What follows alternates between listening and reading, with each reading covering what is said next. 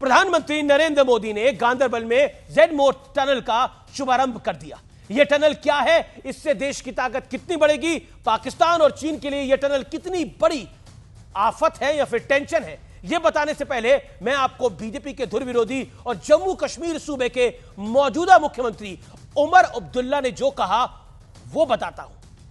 उमर अब्दुल्ला आज प्रधानमंत्री नरेंद्र मोदी की शान में कसीदे पढ़ने से खुद को रोक नहीं पाए और कहा कि प्रधानमंत्री नरेंद्र मोदी की कोशिशों के चलते आज बॉर्डर पर अमन चैन का माहौल है। उन्होंने यह भी कहा कि प्रधानमंत्री मोदी ने कश्मीर के लोगों को किया हर वादा निभाया है, लेकिन इस तारीफ पर महबूबा मुफ्ती की बिटिया इल्तिजा मुफ्ती को मिर्ची लग गई, बुरा लग गया उन्हें। उन्होंने कहा कि सारे जमाने पे मौसम सुहाने पे इस दीवाने पे वीरानी से थी छाई, आप आए बाहर आई। ये एक तंज था उमर अब्दुल्ला पे।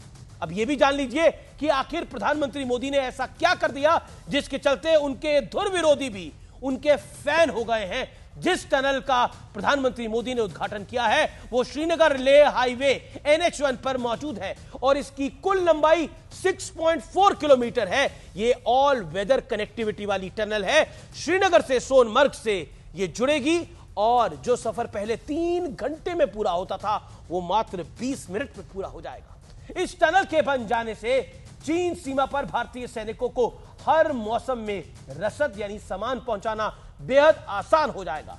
इसके साथ ही इस टनल से लद्दाख और कारगिल में पर्यटन को भी एक बहुत बड़ा बढ़ावा मिलेगा, जिससे स्थानीय लोगों को रोजगार भी मिलेगा। हर काम को डेडलाइन के तहत किया गया है। मोदी सरकार जेडमोर टनल के आगे बन रही जोजिला टनल को भी साल 2028 में शुरू करवा देगी।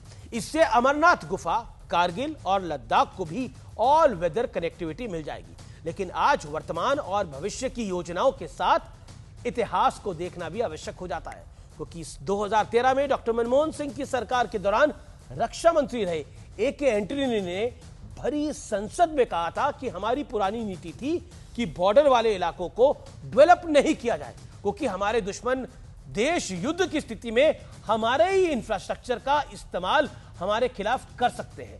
यह कहानी ठीक वैसे ही हो गई कि अपना डेवलपमेंट मत करो क्योंकि दुश्मन इसका फायदा उठा सकता है। सोचिए वो सरकार क्या सोचती होगी। खैर, इस पॉलिसी का नेगेटिव इंपैक्ट यह हुआ कि चीन तो अपने बॉर्डर को डेवलप करता चला गया और हम दशकों तक पिछड़ते रहे।